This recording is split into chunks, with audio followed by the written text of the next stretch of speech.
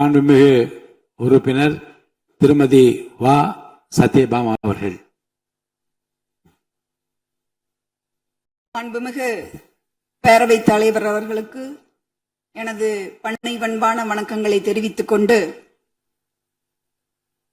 முதல் முறையாக சட்டமன்றத்தில் முதல் பிறந்த நாள் காணும் புரட்சி தளபதி அவர்களுக்கு கோடானு கோடி நன்றி வாழ்த்துக்களையும்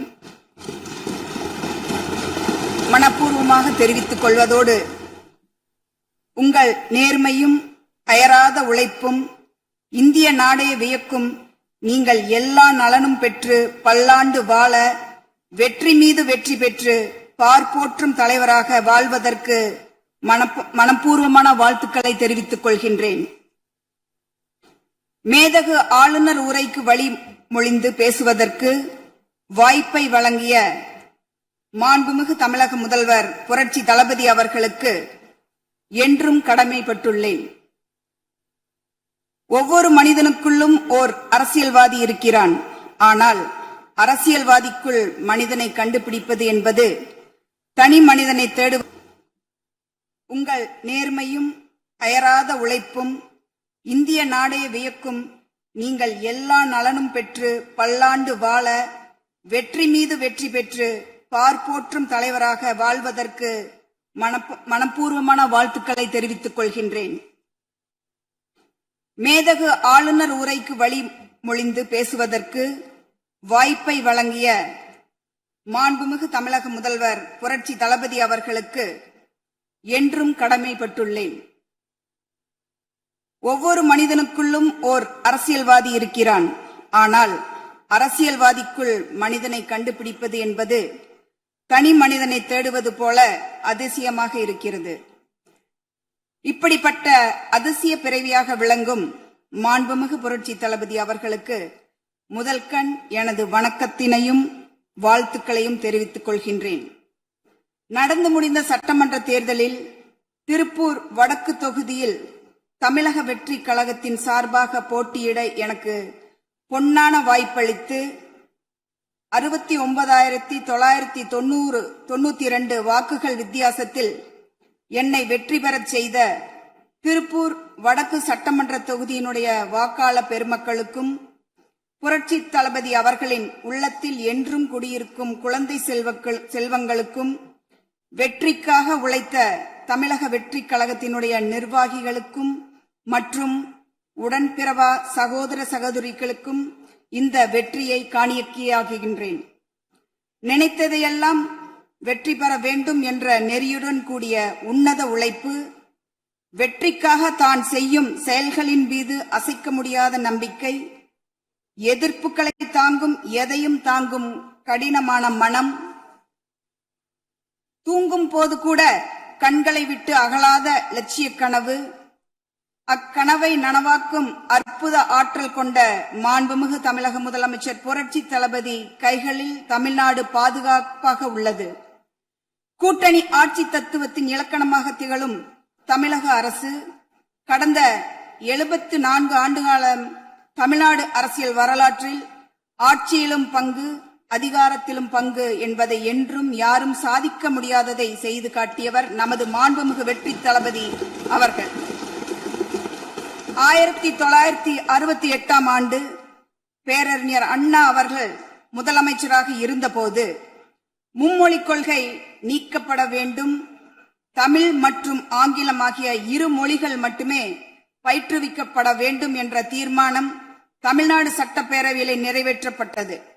அன்று முதல் இன்று வரை தமிழ்நாட்டில் இருமொழிக் கொள்கையே கடைபிடிக்கப்பட்டு வருகின்றது. இருமொழிக் கொள்கை என்பது தமிழ்நாட்டு மக்களால் என்றும் ஏற்றுக்கொள்ளப்பட்ட ஒன்று என்ற சூழ்நிலையில் அதனையே மாண்புமிகு முதலமைச்சர் தொடர்ந்து கடைபிடிக்கும் தீர்க்கதரிசியாக உள்ளார்கள். தமிழ்நாட்டு மக்களுக்கு தூய்மையான நிர்வாகத்தின் மூலம் நேர்மையான ஆட்சியை வழங்க வேண்டும் என்ற ஓர் உயரிய குறிக்கோளை தன்னுள் நிலைநிறுத்தி அந்த இலட்சியத்திற்காகவே தன்னை அர்ப்பணித்து இந்த லட்சியத்தை நிறைவேற்ற அல்லும் பகலும் அயராது உழைத்து இந்த லட்சியத்தில் வெற்றி கண்டு உலக தமிழர்கள் மனங்களில் நீங்கா இடம்பெற்று இந்த அவையில் சிங்கம் போல் மாண்புமிகு புரட்சி தளபதி அவர்கள் வீற்றிருக்கின்றார்கள். முன்னாள் அமெரிக்க ஜனாதிபதி ரொனால்ட் ரீகன் அவர்கள் கூறிய ஒரு வாசகம் இங்கே குறிப்பிட விரும்புகின்றேன். சிறந்த தலைவர் என்பவர் பெரிய காரியங்களை செய்பவர் மட்டுமல்ல, மக்களை அதைவிட பெரிய காரியங்களை செய்ய வைப்பவரே சிறந்த தலைவர் என்றார். சவாலான நிதி நெருக்கடியின் பொறுப்பேற்ற மாண்புமிகு முதலமைச்சர் அவர்கள் முதல் 3 உத்தரவுகளாக மின் கட்டணத்தினை குறைத்திடும் விதமாக அரசிற்கு ஏற்படக்கூடிய 1730 கோடி ரூபாய் செலவில் 2 மாதங்களுக்கு 500 யூனிட் வரை பயன்படுத்தும் வீடுகளுக்கு 200 யூனிட் மின்சாரம் இலவச மின்சாரம் வழங்கி அனைவரின் உள்ளங்களில் நிறைந்து வாழ்கின்றார்கள். மாநிலத்தில் அனைத்து மாவட்டங்களிலும் போதைப் பொருள் தடுப்பு சிறப்பு படையினை உருவாக்கும் மற்றும் பெண்கள் குழந்தைகளின் பாதுகாப்பிற்காக சிங்கப்பெண் சிறப்பு அதிரடிப்படையினை ஏற்படுத்தவும் ஆணையிட்டிருக்கின்றார்கள். மேலும் வழிபாட்டு தலங்கள், கல்வி நிறுவனங்கள் மற்றும் பேருந்து நிலையங்களுக்கு அருகில் 500 மீட்டர் தொலைவில் அமைந்திருந்த 717 மதுபான சில்லறை விற்பனைகளை கடைகளை மூடி இதுவரையிலும் யாரும் செய்ய துணியாத சாதனையை படைத்திருக்கின்றார்கள். 2026 ஆண்டு பொது தேர்தலின் போது நாம் கண்டது விசில் புரட்சி. விசில் என்ற சின்னத்தை தேர்ந்தெடுத்து அதை மக்களிடையே எடுத்துச் சென்று முதல் தேர்தலிலேயே பல சவால்களுக்கு மத்தியில் தன்னந்தனியாக களம் கண்டு வாகை சூடியவர் நம் நெஞ்சில் குடியிருக்கும் மாண்புமிகு முதலமைச்சர் புரட்சி தளபதி அவர்கள். தமிழக தேர்தல் அரசியல் வரலாற்றில் பணபலம், படைபலம், அதிகார பலம் ஆகியவற்றை விட மக்கள் பலம்தான் பெரியது என்பதை தனது மாபெரும் வெற்றியால் உணர்த்தியுள்ளார்கள். மாண்புமிகு தமிழக முதலமைச்சர் புரட்சி தளபதி தலைமையில் அரசு பொறுப்பேற்றவுடன் தமிழ்நாட்டில் உள்ள ஏரிகள், குளங்களில் படிந்துள்ள வண்டன் மண்ணை விவசாயிகள், மண்பாண்ட தொழிலாளர்கள் மற்றும் தனிநபர்களின் வீடு உபயோகங்களுக்கு விலையில்லாமல் வழங்குவதற்கு அனுமதி அளிக்கப்பட்டதற்கு பொதுமக்கள் அனைவரும் பாராட்டு மற்றும் வாழ்த்துக்களை கூறி வருகின்றார்கள். இதன் மூலம் நீர்நிலைகளில் கொள்ளளவு அதிகரிப்பதற்கு வழிவகை ஏற்படுத்துவதுடன் மழைநீர் மற்றும் நிலத்தடி நீர் சேமிப்பதற்கு உதவியாக இருக்கும். இத்திட்டமானது மண் வளத்தை மேம்படுத்தி அதன் மூலம் வேளாண் உற்பத்தி திறனையும் அதிகரிக்கும். இத்திட்டத்தின் கீழ் தற்போது வரை 18,274 ஏரிகள் மற்றும் குளங்கள் முன்னெடுக்கப்பட்டுள்ளது. விவசாயிகள் இதை பெரிதும் வரவேற்றுள்ளார்கள். இந்த நேரத்தில் மாண்புமிகு தமிழக முதல்வர் அவர்களுக்கு எனது மனமார்ந்த நன்றியை தெரிவித்துக் கொள்கின்றேன். இயற்கை வளங்களையும் சுற்றுச்சூழல் சமநிலையையும் பேணிக் காக்கும் வகையில் ஒரு விரிவான நிலையான சுற்றுலா கொள்கை வகுக்கப்பட்ட போது பொதுமக்கள் பாதுகாப்புடன் மகிழ்ச்சியுடன் இருப்பதற்கு உதவுவதோடு உலக நாட்டு சுற்றுலா பயணிகள் பாராட்டும் வகையில் அமைத்து தந்த நம் தமிழக முதலமைச்சர் அவர்களுக்கு மனமார்ந்த வாழ்த்துக்களும் பாராட்டுக்களும் தெரிவித்திருக்கிறார்கள். அதே சமயம் ஒரு சாமானியன் கூட சபையேறலாம் என்று நிரூபித்த அமெரிக்க ஜனாதிபதி ஆபிரகாம் லிங்கனை போல கனவிலும் கற்பனையிலும் கூட எட்டி பார்க்காத இடத்தை சாமானியர்களையும் சபையேற்றி சேவை செய்ய வைத்த தலைவர் நம் புரட்சி தளபதி மட்டுமே. ஒவ்வொரு சமூகத்திற்கும் உரிய அளவு பிரதிநிதித்துவம் கிடைப்பதே உண்மையான சமூக நீதி என்பது தமிழக அரசின் அடிப்படை கொள்கை. இந்த கொள்கை மற்றும் வாக்குறுதியை நிறைவேற்ற சாதிவாரி கணக்கெடுப்பினை மக்கள் தொகை கணக்கெடுப்புடன் இணைந்து விரைந்து முடிக்க ஒன்றிய அரசை வலியுறுத்தி வரும் மாண்புமிகு தமிழக முதல்வர் அவர்களுக்கு நெஞ்சார்ந்த பாராட்டுகளும் நன்றிகளையும் தெரிவித்துக் கொள்கின்றேன். நம் தமிழ்நாட்டில் தொழில் வளர்ச்சியை மேம்படுத்தும் வகையில் பல நிறுவனங்கள் தொழில் தொடங்குவதற்கான நடைமுறைகளை எளிமைப்படுத்தப்பட்டு தொழில் தொடங்க தேவையான ஒற்றை சாளர முறையில் நடவடிக்கைகளை முன்னெடுப்பதன் மூலம் பாதுகாப்பான தொழில் தொடங்க ஏற்புடையதாக மாற்றிய மாண்புமிகு புரட்சி தளபதி அவர்களை தொழில் முனைவோர் நன்றியையும் பாராட்டுகளையும் தெரிவித்துக் கொள்கின்றார்கள். இதன் மூலம் பல லட்சம் தொழிலாளர்களின் வாழ்வாதாரம் மேம்பட்டு அவர்கள் குடும்பங்களும் பாதுகாப்பாக இருக்க முடியும். திருப்பூர் பின்னலாடை தொழில் இந்தியாவில் ஜவுளி மற்றும் ஆடை ஏற்றுமதி துறையின் முக்கிய தூணாக விளங்கி வருகின்றது. மாவட்டத்தின் தொழில் வளர்ச்சி மற்றும் தொழிலாளர்களின் நலன் தொடர்பாக பல்வேறு முக்கிய பிரச்சனைகளை மற்றும் எதிர்கால வளர்ச்சிகள் குறித்து மாண்புமிகு பேரவைத் தலைவர் அவர்களின் வாயிலாக தமிழகத்தினுடைய முதலமைச்சர் புரட்சி தளபதி அவர்களுக்கு கனிவோடு சமர்ப்பிக்கின்றேன்.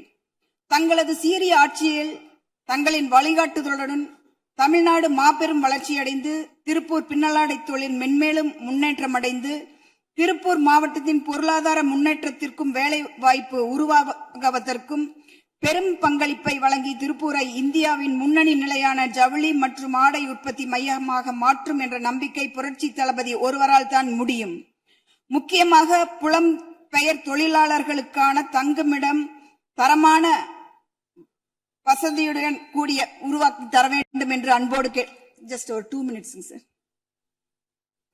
திருப்பூரை தலைமையிடமாக கொண்டு பின்னலாடைய வாரியம் நிட் போர்டு அமைத்து தர வேண்டும் என்பதையும் கவனத்தில் கொண்டு சிறுபான்மையினர் அரணாக திகழும் மாண்புமிகு முதல்வர் அவர்கள் சமூக நீதியை காப்பதில் 69% இட ஒதுக்கீட்டை முயற்சிகளை மேற்கொண்டு உரிமைகளை நிலைநாட்டும் உரிமையான மதசார்பற்ற சமூக நீதியாகவும் இருக்கின்றார்கள். இந்தியாவிலேயே பின்னலாடை தொழில் ஏற்றுமதியின் முதல் நகரமாக சேர்ந்து விளங்கும் திருப்பூர் நகரம் அந்நிய செலாவணியை ஈட்டித் தருவதில் ஒரு மாபெரும் தொழில் நகரமாக இருந்து வருகின்றது. இங்கு தொழிற்சாலைகளால் வெளியேற்றப்படும் சாயக்கழிவுகளால் உள்ள உப்பு சுமார் 1.5 லட்சம் டன் அப்புறப்படுத்தும் சூழ்நிலை ஏற்பட்டுள்ளது. இதனால் மக்களுக்கு ஏற்படும் சுகாதார கேட்டினை தடுக்கும் வகையில் இங்கு உள்ள குப்பைகளை அகற்ற தனியாக ஒரு மையம் அமைத்தால் சுகாதார சீர்கேடு ஏற்படாது என்பதை மாண்புமிகு முதலமைச்சர் அவர்களின் மேலான கவனத்திற்கு சமர்ப்பிக்கின்றேன். அதே போல அத்திக்கடவு அவனாசி திட்டத்தில் 2ஆம் கட்ட பணிகளை நமது ஆட்சியில் தொடங்கி நிறைவேற்றி தந்தால் விவசாயிகள் மிகவும் மகிழ்ச்சி அடைவார்கள். நாள்தோறும் திருப்பூர் நகரத்திற்கு தொழில் சார்பாக 5 லட்சம் மக்கள் வந்து செல்கின்றார்கள். இந்த நகரத்தில் அமைந்துள்ள சாலைகள் குறுகலாகவும் பராமரிப்பின்றி இருப்பதால் மக்கள் மிகவும் சிரமப்படுகின்றார்கள். இந்த சாலைகளை நெடுஞ்சாலைத்துறையின் மூலம் அகலப்படுத்தி செம்மைப்படுத்தினால் தொழில் சம்பந்தமாக வந்து செல்வோர் சிரமமின்றி செல்வார்கள் என்று பொதுமக்கள் வேண்டுகோள் வைத்துள்ளார்கள் என்பதை மாண்புமிகு தமிழக முதலமைச்சர் அவர்களின் கனிவான பார்வைக்கு சமர்ப்பிக்கின்றேன். இந்தியாவிற்கே தமிழகம் ஒரு முன்னோடியாக திகழ வேண்டும் என்ற சிந்தனையோடு விளையாட்டின் ஆற்றலை ஊக்கப்படுத்தும் நோக்கத்தில் ஒலிம்பிக் உயர்திறன் மையங்கள் அமைக்க நடவடிக்கை மேற்கொண்டு அதற்காக உலக தரத்திலான பயிற்சி உட்கட்டமைப்பு செயல்திறன் பகுப்பாய்வு என முழுமையான விளையாட்டை மேம்படுத்தி இளைஞர்களின் வாழ்க்கைக்கு ஒளிவிளக்காக விளங்கும் மாண்புமிகு புரட்சி தளபதி அவர்களுக்கு இளைஞர்கள் கோடானு கோடி நன்றியை தெரிவித்துக் கொள்கின்றார்கள். இங்கு எல்லோரும் எல்லாமும் பெற வேண்டும், இங்கு இல்லாத நிலை உருவாகிட வேண்டும் என்ற வரிகளுக்கேற்பவும் ஜாதி மதம் மொழிகளுக்கு அப்பாற்பட்டு சமூக கொள்கை நிலைநாட்டுவதில் உறுதுணையாகவும் இருக்கும் நமது வெற்றி தலைவர் புரட்சி தளபதி அவர்களுக்கு நாம் என்றும் உறுதுணையாக இருப்போம். பிறப்பது ஒரு முறை, வாழ்த்தட்டும் தலைமுறை. தங்கள் பிறந்த நாள் இந்த நல்நாளில் வாழ்த்த வாய்ப்பு கிடைத்ததை பெருமையோடு வணங்கி நன்றியை தெரிவித்துக் கொண்டு விடைபெறுகிறேன். நன்றி.